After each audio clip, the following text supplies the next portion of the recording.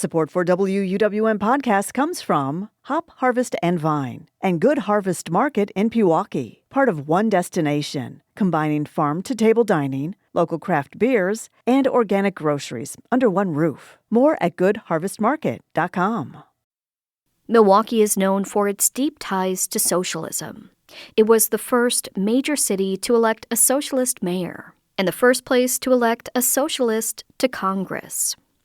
But their rise to power was rocky, and their status as a third party often made progress an uphill battle. Last week, we learned about the many accomplishments of Mayor Daniel Hone. This week, we'll look at the tenure of Milwaukee's last socialist mayor and what socialism looks like in the city today. It's 1948. By the time Milwaukee elects its third socialist mayor, and the city was a very different place than it had been just a few decades earlier.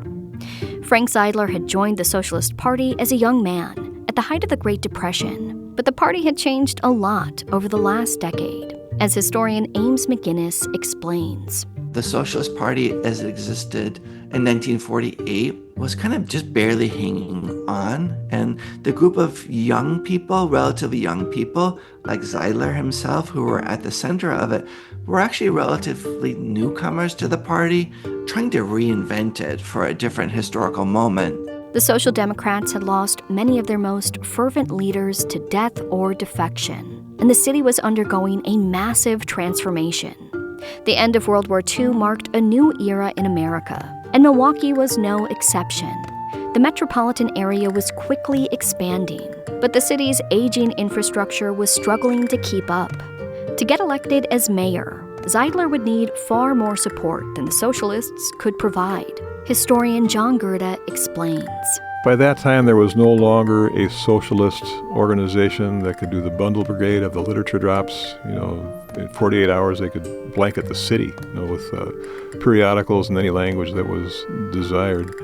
So he ran with the Municipal Enterprise Committee and pretty much a volunteer-led people on the left wing, idealists, good government types.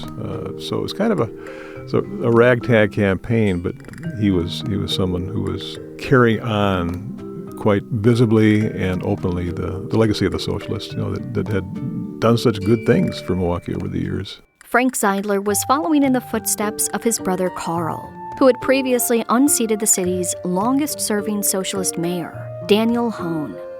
Carl, a conservative, served 2 years as mayor before going overseas to fight in World War II, where he was killed at sea. When Frank Zeidler was elected mayor in 1948, some questioned whether he was elected on the strength of his argument or the strength of his family name. But regardless of how he'd gotten there, Mayor Zeidler had big plans for his time in office. He, like Hone, like Seidel, certainly governed idealistically and someone who believed very much in socialist ideology. But like his predecessors, he had to run a city. He had to deal with very practical kinds of concerns. And two of those were very important for Frank Zeidler, where you have 15 years of depression and war. The streets had gone to pot. The infrastructure had suffered because there was no money during the Depression and no will during the war because everything was diverted to the war effort. So he had to do a very concerted campaign of rebuilding of the infrastructure. And the city's responsible for a lot, bridges and buildings and streets. So that was a large part of what he had to do. Like Seidel and Hone before him, Zeidler was also very focused on housing for the average Milwaukeean. By 1948, the nation was facing a severe housing shortage. It had started decades earlier, but the end of the war and the beginning of the baby boom turned the shortage into a crisis. Here's history teacher John Deisinger. Zeidler is always really worried. He has this sort of concern, which was very common among urbanists of the mid-20th century. He's terrified of the specter of the slum, of the overcrowded, dangerous, dirty city, and he's really worried that Milwaukee is growing too fast for its boundaries. At the same time, the areas around the city were quickly being filled by new developments and the expansion of the suburbs. Zeidler saw this as a direct threat to the health of Milwaukee, and he didn't hide his disdain for the suburbs. He does not like the suburbs. He famously says, we consult with the suburban governments, but we do not believe they have reason for existing. He sees the suburbs as basically a way for the privileged to freeload on Milwaukee, to basically work in the city or own business in the city and then go home to their little borough in Cudahy or Wauwatosa or Whitefish Bay and not pay any taxes. And so he embarks on that process of annexation, of literally expanding Milwaukee's boundaries into surrounding areas. Under the Zeidler administration, the city had a massive campaign of expansion and began annexing large parts of the surrounding area, as John Gerda describes. Milwaukee was pretty much landlocked in those years, and Frank Zeidler, with his field marshal, a guy named Art Werba, annexed land aggressively. Milwaukee doubled its land area during the Zeidler administration, basically from 50 to 100 square miles. The annexation campaign was important for two main reasons. It gave Milwaukee new space to build homes for its growing population. It also served a practical financial function to help ease the burden on Milwaukeeans, who were paying to rebuild the city's aging infrastructure. What that did was it created tax base inside what might have been suburban. And Milwaukee and Brown Deer fought like crazy. And Milwaukee won that war in the Supreme Court.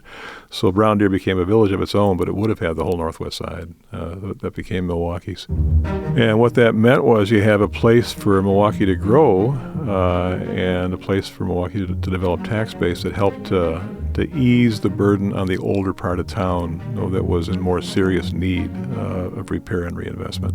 The expansion included the town of Granville to the north and town of Lake to the south, and other border areas on all sides of the city. Although Zeidler was unable to stop the expansion of the suburbs, he was able to nearly double the size of the city at a time when Milwaukee's population was changing. The last one to incorporate was 1957. That was Greenfield, and that was the last link in the Iron Ring. Since then, Milwaukee's had piecemeal annexations that pretty much locked Milwaukee into its present dimensions. Like previous socialist mayors, Zeidler was focused on building more public housing. And like previous mayors, he faced an uphill battle. Here's Ames McGinnis. Although he made some important kind of first steps in that direction, many of his efforts were thwarted by a very intense and coordinated campaign led by enemies of public housing, including people in the real estate industry, private corporations, right-wing voters and political leaders in Milwaukee's suburbs. And this happens in the context of struggles not just over housing, but also over race in the city. Zeidler was an advocate of integrated public housing, which in the 1950s put him at odds with large swaths of Milwaukee's white community. The Great Migration had come to the city, as many Southern Black Americans looked for new horizons after World War II. Frank Zeidler and other advocates of public housing are accused of building public housing as a way of recruiting Black people to move to Milwaukee and then vote for Zeidler and his allies.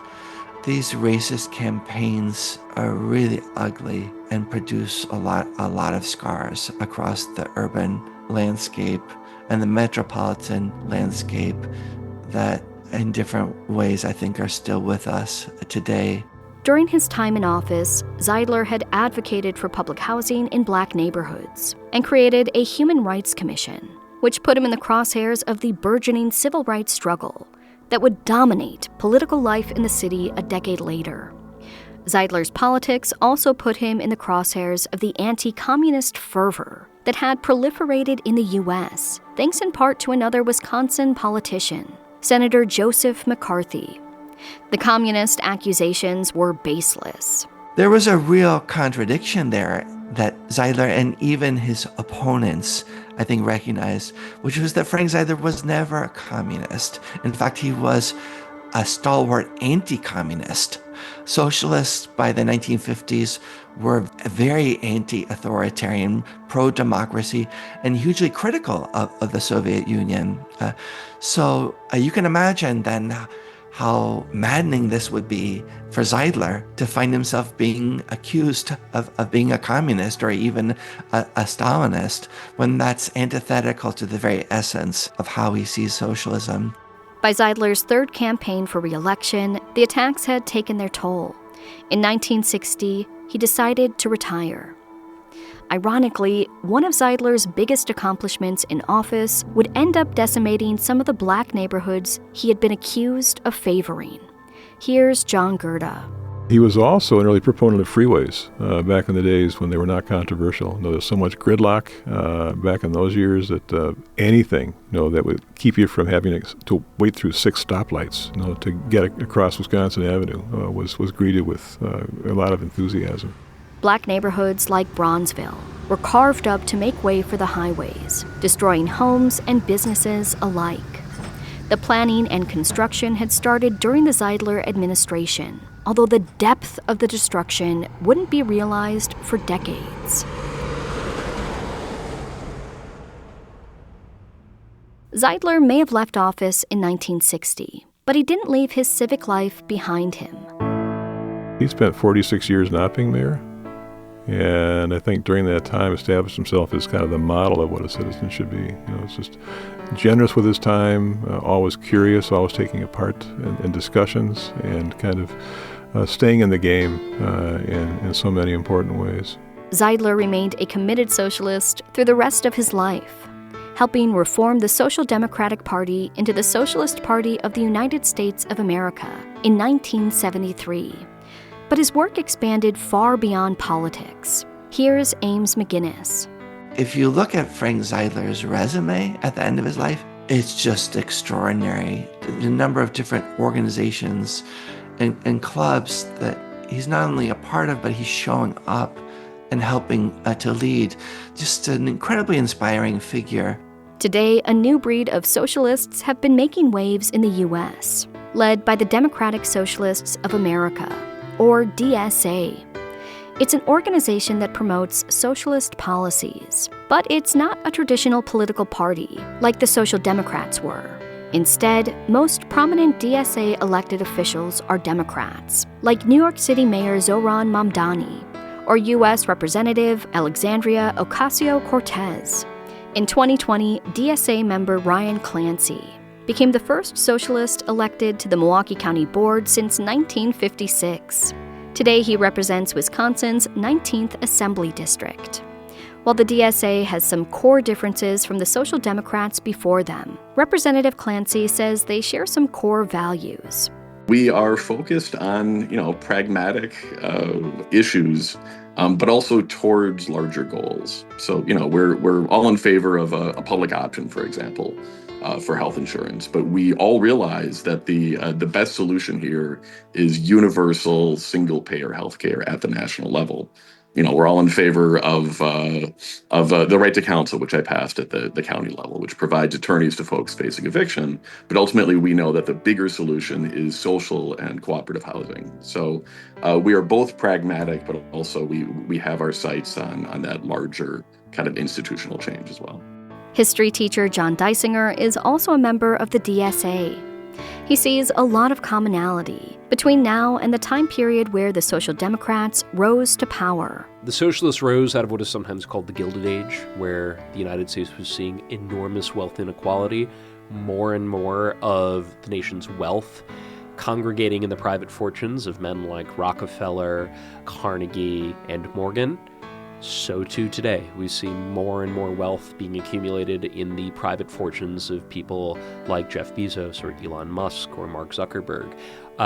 Wealth inequality is at its highest point in terms of percentage of wealth held by the very top fraction of a percent in this country. It's at its highest point since the Gilded Age. And one of the city's pioneering socialist institutions is continuing its mission today. The Milwaukee Turners. The organization was established in the city in 1853 and has been led by some of the most prominent socialists in Milwaukee's history. Although Turners in other cities have shifted away from their socialist beginnings, the Milwaukee Turners remain dedicated to these ideals, as Executive Director Emilio De Torre explains. Other Turner societies during the 1950s turned away from their mission for fear of the McCarthy-era scare that anything that wasn't emblazoned in red, white, and blue and didn't comply was somehow, communist and un-American.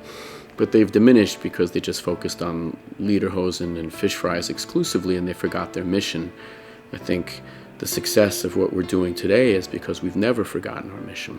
The Turners remain engaged in the civic life of the city through things like their workshops training citizens to act as objective observers and informative events on issues facing the community. It's all a part of the organization's mission. Milwaukee Turners seek to be the embodiment of a diverse community in practice that confronts injustice and fosters wellness, community restoration, and civic empowerment to advance the residents of Milwaukee and its neighbors. And I think that who those people are, who is Milwaukee and who are its neighbors, those change. In the 1880s, they were vilifying Polish people. You weren't allowed to hire Polish people. They were too radical. They wanted Sundays off. And now we're again waging a war on immigrants, against Asian folks, against Latinos. And I think that this mission kind of speaks to the unification. And I think that it's kind of inherent in this beautiful Milwaukee idiom that we come together and we do these different things. The symptoms and the specifics of how we do this may change a little bit, but the recipe is essentially the same. After the McCarthy era, the rise and fall of the Soviet Union, and decades of anti-communist sentiments being conflated with socialist ideals, politicians like Representative Ryan Clancy are redefining what their party means for the public. We are forging what socialism is, and we are taking that definition out of the hands of Fox News. And it's great, and it's a long process. I think, the rise of socialism in the turn of the century, in the early 1900s, was not an immediate overnight thing. It was a slog. They went up gradually, and we're going up much quicker. The legacy of the Milwaukee Socialists lives on in the city, through its parks, its water, and the very land it sits on. But the future of socialism in the city is yet to be seen. Today, Frank Zeidler is considered Milwaukee's last socialist mayor, but he may not be for long.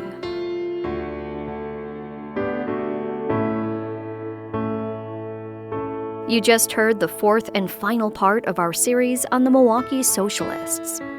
At WUWM.com, you can find the first 3 parts of the series and see examples of early socialist publications and posters.